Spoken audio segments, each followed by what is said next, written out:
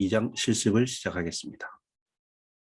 실습 페이지로 들어가셔서 2장 딥러닝 흐름 잡기의 실습 예제를 클릭하시면 되겠습니다. 여러분들은 바로 창이 열리는 것이 아니고 중간 창이 화면 열리고 거기에 Copy and Edit을 클릭하시면 이 창이 열립니다. 그리고 Copy and Edit 클릭하시면 여러분들 노트북에 하나의 새로운 노트가 만들어지게 되고요. 아마 여러분들 여기 이름이 이상한 암호같이 되어 있을 텐데 여러분들이 원하는 이름으로 바꿔서 저장을 하시면 되겠습니다.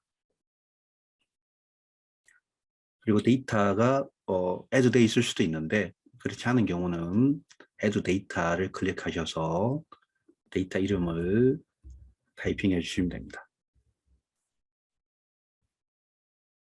이렇게 데이터 목록에 뜨고 이것을 이제 add 해주시면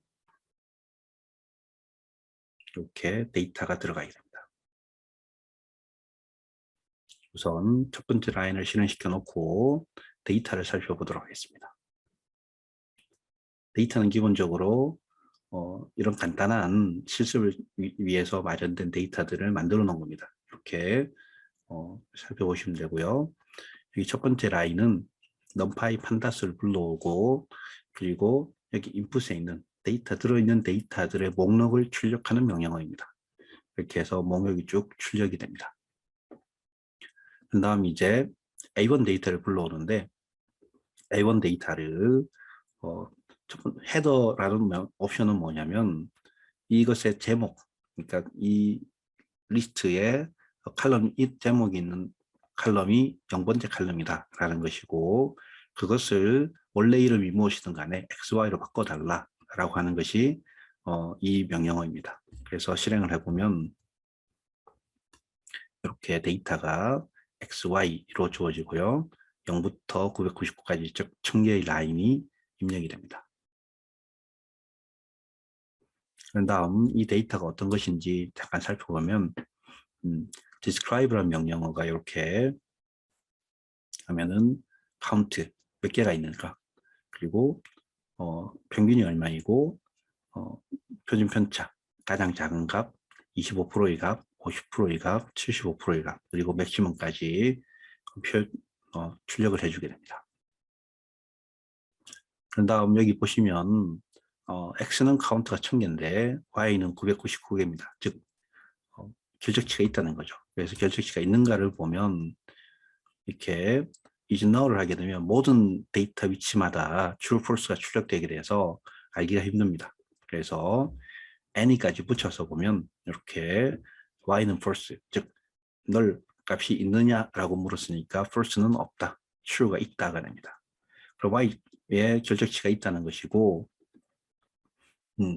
그럼 y에 결적치가 있는 위치를 알려달라고 할 때는 이렇게 A1의 y가 null 2, 3인 즉 결적치인 y의 위치 이걸 표현해 줍니다. 그래서 A1을 해보면은 이게 none일 때만 나오니까 요것의 위치가 결국 32번 라인이라는 걸 알 수가 있습니다. 그런 다음에 이 결적치가 있으니까 사실 데이터가 많은데 하나가 비면 살려볼 수 있는데 두 개밖에 없는데 하나가 비니까 이건 의미가 없습니다. 그래서 결적치를 없애는 라인을 삭제합니다. 그래서 드랍날을 실행하고 삭제한 결과를 보면 이렇게 라인이 하나 줄어서 999라인입니다. 중간에 좀 잘려진 것이 인덱스가 리셋되지 않았기 때문에 잘려진 위치가 표현이 안 될 뿐 숫자는 똑같습니다. 자, 이제 선형회귀를 할 거니까 각각의 데이터를 numpy 데이터로 바꿉니다. 즉 x 데이터를 x1이라고 두고 y 데이터를 y1이라고 두고 각각이 하나의 배열이니까 배열에 대해서 numpy로 바꾸는 것이 np array가 됩니다. 이렇게 변형을 하겠습니다. 변형을 한 다음에 x1이 어떤 형태인지를 보겠습니다. 여기 보면 이제 1000개에서 하나를 지웠으니까 999개고요. 999, 라는 것은 numpy에서 1차원 데이터를 이렇게 씁니다. 1차원이기 때문에 999만 있으면 혼돈이 있어서 999, 라고 합니다. 근데 1차원 배열은 우리가 쓰는 리니어 리그레션 함수에 맞지 않습니다. 리니어 리그레션은 기본이 멀티 리니어 리그레션을 목표로 하고 있기 때문에 멀티라는 것은 변수가 여러 개죠. 최소 2개만 되더라도 값이 2개가 들어가야 됩니다. 그러면 2차원 배열을 써야 됩니다. 그래서 이것을 2차원으로 바꿔주는 명령어가 이겁니다. 이렇게 해서 바꿔보면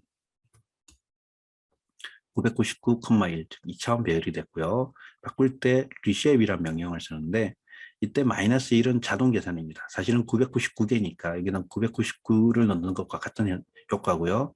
콤마 1을 붙여주는 건 이제 2차원으로 만들어주는 겁니다. 이렇게 해서 2차원 데이터로 만들어주고요. 그런 다음 이제 리니어 리그레션을 불러와서 설정을 해주고 입력값, 출력값, x값, y값을 해서 피팅, 학습을 시켜줍니다. 우선 데이터가 간단하기 때문에 학습이 매우 금방 됩니다. 그런 다음 개수를 각각 구해봅니다. 이게 편차 웨이트고요. 여기가 바이어스가 되겠죠. 그래서 그 값들을 이제 확인해 보겠습니다. 그러면 약 0.39와 0.42 정도의 값이 나오고요. 이걸 이제 그래프를 그려서 확인해 볼 텐데 여기 보시면 이제 맵플롯 라이브러리에 파이플롯을 불러옵니다. 이것을 PLT 약자로 불러오고 그림 크기를 설정할 때는 이렇게 피그 사이즈 해서 원하는 크기 쓰면 됩니다. 이건 상대적인 크기이기 때문에 그려보시고 여러분들이 조정하시면 되고요. 여기에 이제 PLT 플랫 x1, y1 해서 O라고 하면 점으로 그려집니다. 그런 다음에 여기 아래는 뭐냐면 리니어 스페이스는 0부터 100까지를 만 개로 쪼갠 점들입니다. 우리가 그래프를 그릴 때 실제로 우리 눈에는 곡선으로 스무드하게 보이지만 컴퓨터에서는 이렇게 여러 개의 점들을 찍어서 연결한 겁니다. 그리고 각각의 개수 A와 B를 앞에서 구해놨죠. 각각의 개수를 넣어서 같이 그려줍니다. 이렇게 해서 그려보면 이렇게 999개의 점들과 선형회귀한 결과가 동시에 그려집니다. 이렇게 보면 대충 이 점들과 이 직선이 선형회귀한 결과가 맞구나 라는 걸 알 수가 있습니다. 그런 다음에 우리가 앞에서 1부터 100까지였는데 105의 값을 예측할 때 이렇게 가로를 꺾은세 가로를 2번 했죠. 2번 했다는 건 2차원 배열이라는 의미입니다. 1차원으로 하면 오류가 뜹니다. 애초에 기본적으로 리니어 리그레션 함수는 2차원을 입력하게 되어 있습니다.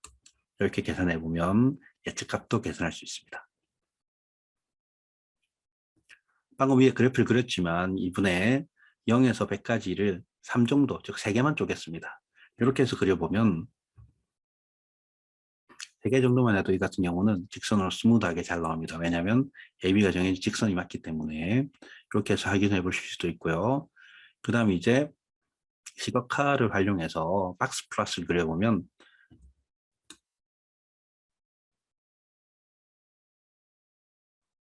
이처럼 각각의 x값들에 대해서 y값에 대한 박스 플러스를 그려볼 수가 있습니다. 이것은 시각화 툴을 한번 찾아보시면 되고요. 지본에 박스 플러스를 찾아보시면 많이 도움이 되겠습니다.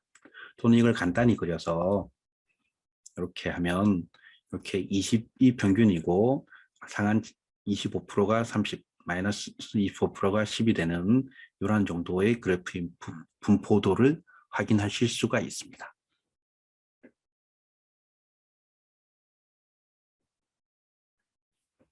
다음은 이제 실습 문제를 설명드리겠습니다. 실습 문제는 설명을 듣기에 앞서 여러분들이 꼭 먼저 풀어보시기 바랍니다. 실습 문제도 똑같은 데이터셋을 사용합니다. 데이터셋이 없는 경우 add 데이터에서 데이터를 입력하시면 되겠습니다.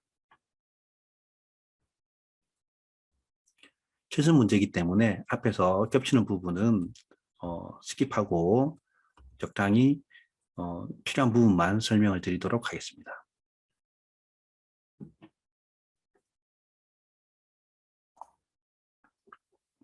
먼저 데이터를 불러옵니다.